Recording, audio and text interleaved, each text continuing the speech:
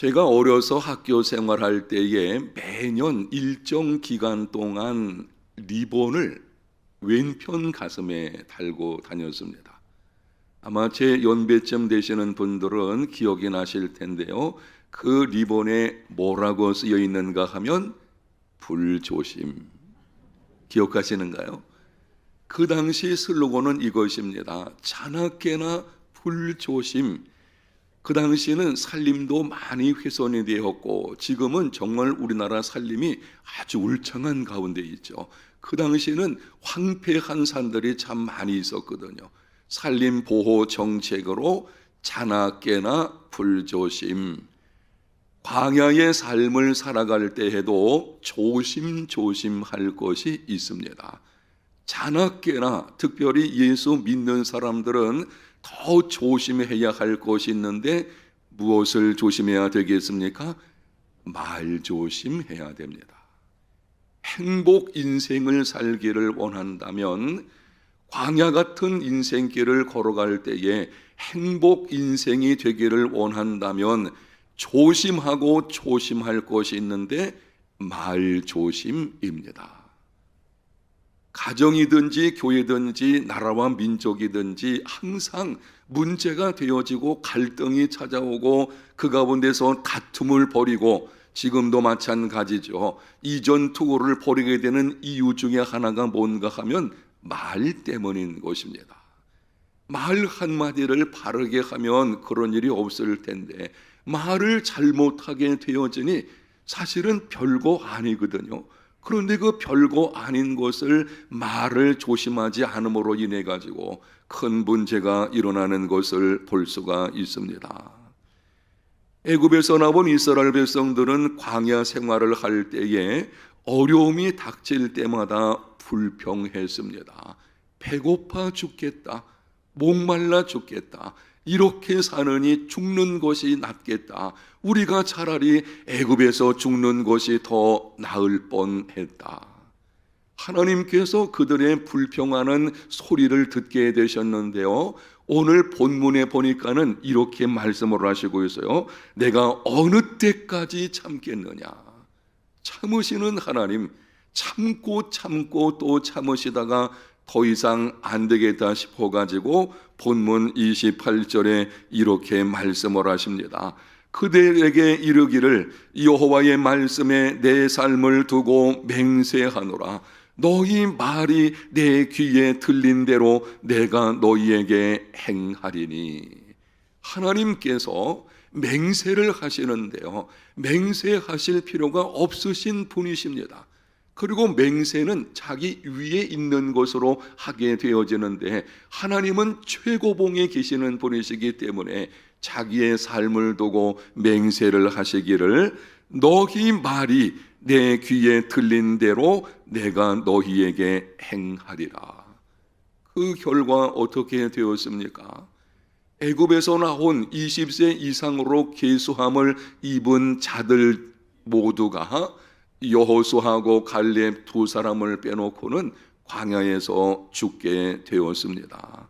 하나님은 우리가 하는 말을 들으시고 우리가 말한 대로 인도해 주십니다.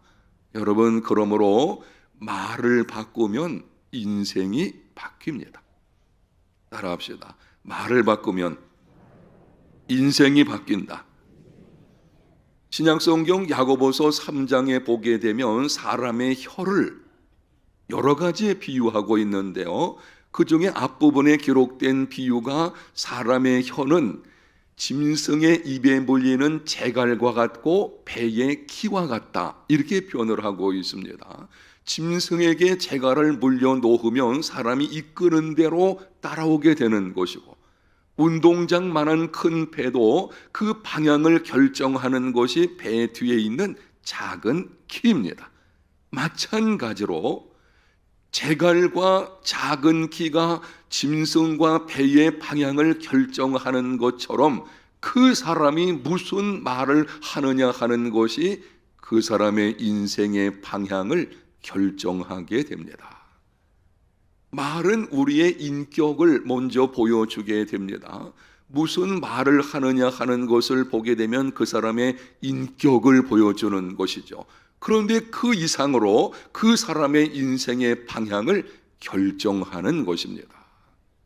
제가 금과 옥조로 여기는 신뢰들이 있는데요, 그렇게 여긴다는 것은 제 목회에서 정말 내가 이렇게 본받아야 되겠다라고 하는 여러 가지 이야기들이 있는데, 그 중에 한 가지가 한경직 목사님에 관한 것입니다. 저는 어떤 세미나 같은 데 가서 자주 이 말을 하게 되는데요, 한경직 목사님, 영락교회 목사님이 계셨죠. 지금은 돌아가셨지만 목회 초년 시절에 어느 날 장로님 몇 분이 사택으로 찾아오셨다고 합니다. 그리고는 목사님께 작은 쪽지를 내놓았는데요, 거기에 목사님이 목회하시면서 잘못하시는 것 10가지 써 있는 거예요. 첫 번째, 이게 문제고, 두 번째, 이게 문제고, 10가지가 써 있었답니다. 한경진 목사님이 그 쪽지를 들고서 가만히 보시더니 이렇게 말을 하셨다고 합니다. 장로님들 참 송구스럽습니다. 저는 한 100가지 정도 잘못이 있는 것으로 생각했는데 10가지 뿐이라니요. 그 말을 들은 장로님들이 아무 소리 못하고 그냥 돌아갔다고 합니다. 인격을 보여주는 것이죠. 저는 그 예를 오래전에 듣고서 나도 그런 인격이 되었으면 좋겠는데 이게 쉽지 않더라고요. 누가 저한테 당신이고 잘못해서 그러면은 제 속에서 그냥 화가 막, 여러분 안 그렇던가요? 나를 공격하는 듯이 받게 되어지니 막 화가 나잖아요. 그래서 제가 목회하면서 그것을 본받으려고 참 애를 많이 쓰고 있죠. 중요한 것은 그 말이 한경직 목사님의 인격을 보여주는 것뿐 아니라 그 이후에 목회의 방향이 결정되는 것입니다. 평안한 목회가 그때 이루어지게 되는 것이죠. 내가 무슨 말을 하느냐 하는 것이 그 사람의 인생의 방향을 결정짓게 되는 것입니다. 여러분이 지금까지 어떤 모습으로 살아왔든지 현재의 모습이 어떠하든지 내가 이제부터는 새로운 삶을 살아야 되겠다. 여러분 가운데 그럴 수 있을 것입니다. 2024년도에는 내가 정말 지금과는 다른 모습으로 새로운 방향으로 내가 삶을 살아내야 되겠다라고 결단하려고 한다면 제일 먼저 바꿔야 될 것이 있는데 뭘 바꿔야 되겠습니까? 말하는 것을 바꾸십시오. 말을 바꾸면 인생이 바뀌게 됩니다. 그럼 말을 어떻게 바꾸어야 하겠습니까? 광야의 삶에서 행복 인생이 되려면 말을 바꾸어야 한다. 말을 어떻게 바꾸어야 하는지 3가지만 여러분에게 말씀드리게 되어지는데요, 늘 우리가 들었던 말씀이에요. 다만 그게 잘 실천이 안 되는 것이 문제죠. 첫 번째는 부정적인 말을 믿음의 말로 바꾸십시오. 내가 지금까지 부정적인 말하는 습관이 있었다면 이제는 그것을 믿음의 말로 바꿔야 합니다. 본문에 보게 되면 가나안 땅을 정탐한 후에 10명의 정탐꾼들이 보고하고 그 이후의 사건이 쭉 기록이 되어 있는데요, 10명의 정탐꾼들이 돌아와서 이렇게 보고를 합니다. 우리는 그들에게 비하면 메뚜기와 같다. 우리는 결코 그 땅에 속한 자들을 이길 수 없다. 그 말을 들은 백성들이 통곡하고 원망을 하면서 말을 합니다. 우리가 애굽 땅에서 죽었으면 좋았을 것을 차라리 광야에서 죽는 것이 낫겠다. 가나안 정탐 사건 자세히 설명드리진 않습니다. 여러분이 알고 계실 테니까. 12명이 갔는데 10명이 돌아와서 이렇게 말을 하는 것입니다. 우리는 메뚜기와 같고 이길 수 없고 백성들은 말하기를 차라리 죽는 것이 낫겠다. 아주 부정적인 보고를 하는 것입니다. 그런데 12명 중에 남은 2사람 여호수아와 갈렙은 이렇게 보고를 합니다. 그들은 우리의 먹잇감에 불과하다. 하나님은 우리와 함께 하신다. 우리가 올라가서 그 땅을 취하자. 믿음의 말, 긍정적인 말을 하는 것을 볼 수가 있습니다. 그 결과가 어떻게 되었습니까? 부정적인 말을 한 10명의 정탐꾼들과 그 말로 인해 가지고 충동을 받아서 하나님을 향해서 불평하고 원망한 이스라엘 자손은 가나안 정탐한 40일을 하루 1년으로 계산해 가지고 40년 동안 광야에서 방황하다가 죽게 되었습니다. 애굽에서 나온 20세 이상으로 계수함을 받은 자들 중에 2사람 빼놓고는 다 광야에서 죽는 일이 벌어지게 된 것입니다. 그러나 믿음의 말을 한 여호수아와 갈렙은 약속의 땅에 들어가게 되었습니다. 하나님은 말한 대로 이루어 주십니다. 부정적으로 말하는 습관을 믿음의 말하는 습관으로 바꾸십시오. 똑같은 장소에 가서 똑같은 곳을 보고했는데 내용이 다른 거예요. 보고하는 내용이. 아니, 같은 곳을 보고했는데 왜 이렇게 다른 것입니까? 믿음의 문제인 것입니다. 믿음이 있는 사람은 믿음의 말을 하게 되는 것이고, 믿음이 없는 사람은 부정적인 말을 하게 되는 것이죠. 말하는 것을 보게 되면 그 사람의 믿음의 정도를 알 수가 있게 되어지는 것입니다. 사랑하는 여러분, 광야의 삶에서 힘들고 어려운 일이 찾아왔을 때에 혹시 그동안 수고한 모든 것이 무너지는 기막힌 일이 찾아온다고 할지라도 불평하거나 원망하거나 낙심하지 말고 그 상황에서 믿음을 가지고 믿음에 말하는 삶이 되시기를 축복합니다. 금년부터 여러분이 힘겨운 시간이 찾아올 때는 이렇게 믿음으로 선포하십시오. 반드시 하나님께서 이 모든 것을 합력하여 선을 이루어 주실 것이다. 나는 부족하지만 내게 능력 주시는 자 안에서 나는 모든 것을 할 수 있다. 나와 함께 하시는 하나님으로 인해서 나는 일어나게 될 것이고 반드시 이겨내게 될 것이다. 오늘 셀 목자들이 찬양한 것처럼 나의 가는 길을 오직 그가 하시나니 그가 나를 단련하신 후에는 나는 반드시 순금같이 나가게 될 것이다. 앞문이 막히고 뒷문이 막히고 좌우 옆문이 막히면 하나님께서 하늘문을 열어주실 것이다. 믿음을 선포하십시오. 여러분이 힘겨운 시간이 찾아오면 지금 이 말씀, 새해 벽두에 드리는 이 말씀을 꼭 기억하십시오. 그래, 이런 일이 있을 때에 믿음을 선포하라고 하셨지. 여러분, 그때 믿음을 선포하세요. 그게 믿음이에요. 믿음을 선포하게 되면 하나님께서 그 말을 들으시고, 왜냐하면 그 선포가 믿음을 보여주는 것이거든요. 그 말대로 이루어 주실 줄로 믿습니다. 사실 우리가 믿음을 선포할 때에 좀 전에 드린 말씀들은 다 하나님의 약속의 말씀들이거든요. 하나님이 약속하셔서요 그렇게 해주시겠다고 그 약속을 붙들고 믿음을 선포하는 것이니 신실하신 하나님께서 약속대로 이루어 주실 것입니다. 부정적인 말은 입 밖에도 내지 마시고 이제는 믿음의 말로 바꾸는 삶이 되시기를 바랍니다. 두 번째는 불평과 원망의 말을 감사의 말로 바꾸십시오. 유명한 스펄전 목사가 이렇게 말을 했습니다. 불행할 때 감사하면 불행이 끝나고 형통할 때 감사하면 계속 형통이 찾아온다. 감사가 회복되면 하나님과의 관계가 회복됩니다. 하나님과의 관계가 회복되면 삶이 회복되는 기적을 경험하게 됩니다. 감사는 하나님과의 관계 문제인 것입니다. 그 사람이 감사한다는 것은 정말 그 삶 속에서 하나님이 하나님 되게 하시는 것이거든요. 하나님 감사합니다. 이렇게 감사하는 말하는 습관이 회복이 되어지면 하나님과의 관계가 회복이 되는데 우리 삶이 회복되는 기적이 일어나게 되는, 감사는 감사를 낳고 범사의 감사는 기적을 낳습니다.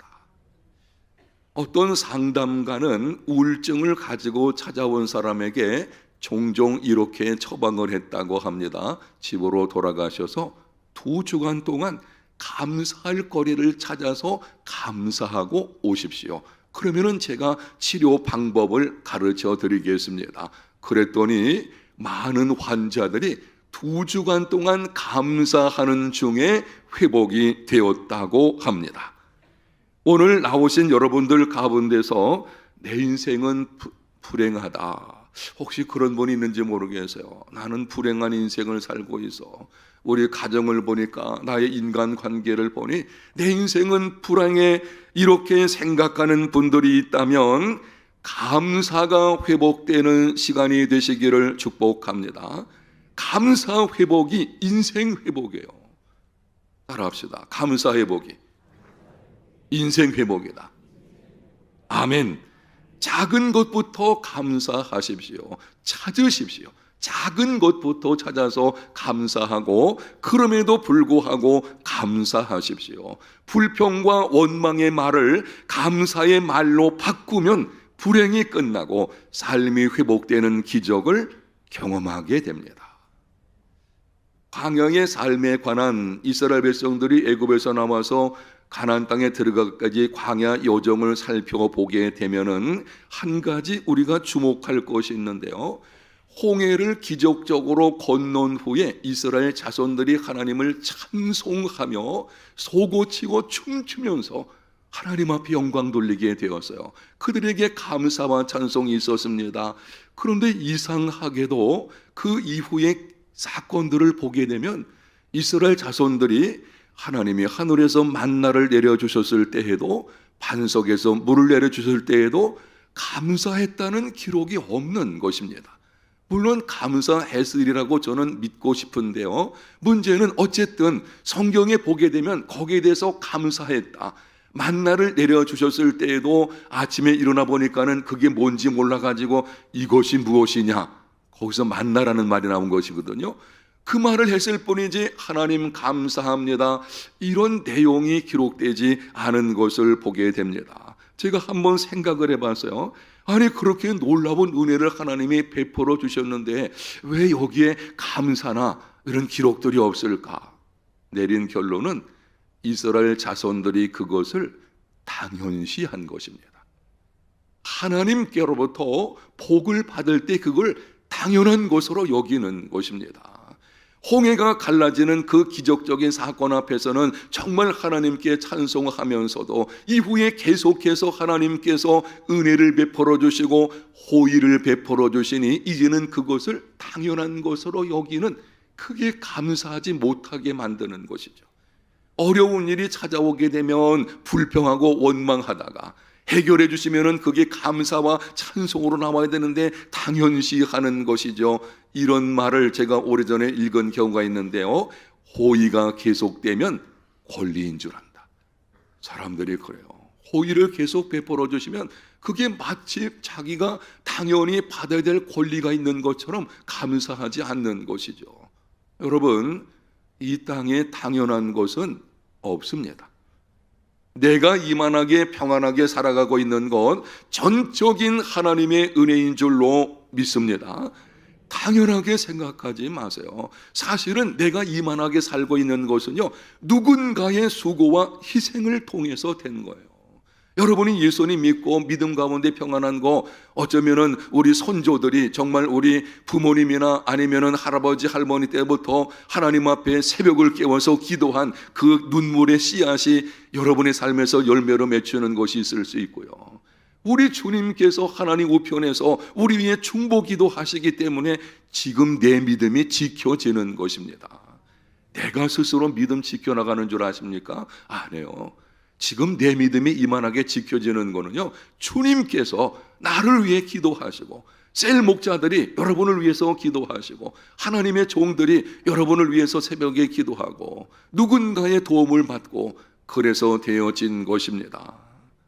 감사는 감사를 낳고 범사의 감사는 기적을 낳습니다. 이제부터는 불평과 원망의 말을 감사로 바꾸는 삶이 되시기를 축복합니다. 여러분이 혹은 힘겨운 일이나 눈에 보기에 좋지 않은 일이 찾아올 때가 있어요. 그때는 나도 모르게 불평하고 원망하는 말이 나오려고 할 것입니다. 그때 이것을 기억하십시오. 말이 목까지 나왔을 때 아니지, 내가 이걸 감사로 바꿔야 되지. 그럼에도 감사할 거 있거든요. 그 상황 속에서 감사할 것을 찾아서 감사로 바꾸어가는 한 해의 삶이 되시기를 바랍니다. 세 번째는 비판과 정죄의 말을 칭찬과 축복의 말로 바꾸십시오. 예수님께서 제자들을 파송하시면서 말씀을 하셨습니다. 마태복음 10장 12절과 13절 한번 같이 영상에 있는 것을 읽어보겠습니다. 그 집에 들어가면서